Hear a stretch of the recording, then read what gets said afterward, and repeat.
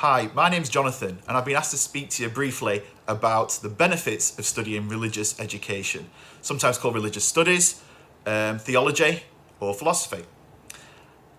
I studied religious education at school up until GCSE because I had to, because I went to a Catholic school. But when it came to picking my A-level subjects, I really wanted to pick something that I enjoyed, was good at, so I wouldn't mind studying it. And so one of the things that I'd really enjoyed about GCSE was the debates and discussions that we'd had in class.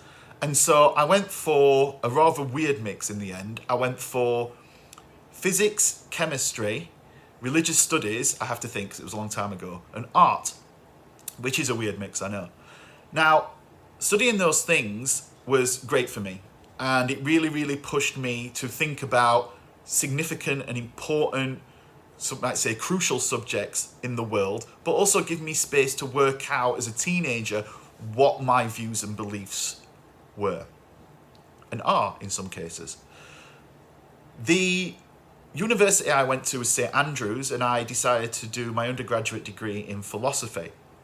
I then worked for a few years after that, which I'll talk about in a second. Then I went to Edinburgh and I did a postgraduate degree in modern English literature. I then became a teacher. I've taught in the UK where I did my training, and then I moved to Mexico. I've taught in Dubai, I've taught in Singapore, I've taught in Bermuda briefly, and I currently teach in Hong Kong. I absolutely loved philosophy. I loved studying it. I thought it was fascinating because a lot of it was just studying different people's ideas. And whether you do that under the guise of philosophy or theology, or just even in your classroom at GCSE, it's a great opportunity to listen to other people, understand different perspectives, but also have that space to work out what it is you like about a particular premise or idea and what it is you don't like. And I think as you're growing up, you really need that opportunity and space to do that. When it came to the skills that it develops, I felt that a lot of people that have studied philosophy or studied theology or studied religious education really value it. And those that haven't don't tend to know what they're talking about, all right? Having a degree in something like that shows that you're able to articulate complex ideas and abstract ideas. It shows that you're a sharp thinker. And those critical thinking skills and problem solving skills that you develop in the subject are exactly what employers want to see. Now, with straight theology and philosophy, what can you do? Well, you can either teach it or you can practice it. And not many people get to do that. But in terms of the skills, in terms of the career opportunities that open up, it actually promotes a lot of very valuable and well-respected skill sets. I once talked to a guy who worked in banking. He was in finance, and he was like a 30-something hotshot guy. He had a great car, and I remember I was just a student at the time. I was still studying my undergraduate degree. And he said that he would rather, just as we were talking, rather employ a philosopher, problem solver, who could adapt and change and see new avenues within the economic framework with which he was working, rather than employ an economist who's good for a few years and then got no new ideas. So that problem solving skill is something, and critical thinking and analytical skills are really well sought after. A lot of my friends who I graduated with went on to work in civil service, in government, went on to work in business, quite a few did, things like journalism.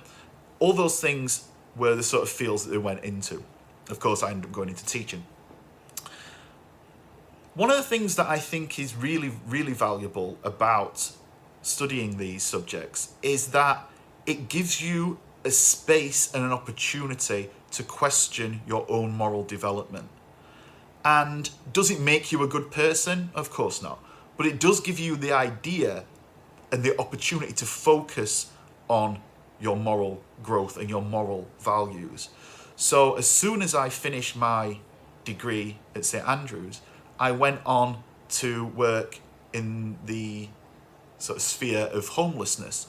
So I was working as a carer with old people. I worked with people that were dependent on drugs and alcohol, substance misuse. I worked with people that had mental health issues. or complex needs, a mixture of those, and physical disabilities as well. And I've also done a bit of volunteering in different countries, Romania and East Africa.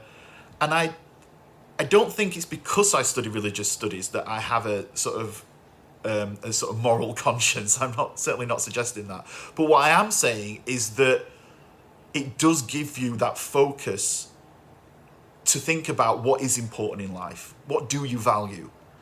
What is worth striving for? What is worth studying for? What is worth working for?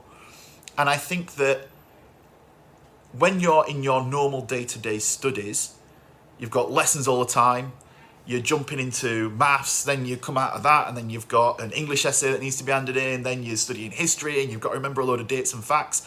When do you have that time to be able to do that? So that's one of the really lovely things that I valued about studying religious education, was not just the practical skills and the career and educational development skills that I picked up. I still have my philosopher hat on when I teach English now and teach literature. I still have that philosophy hat on, and it's actually been very, very beneficial.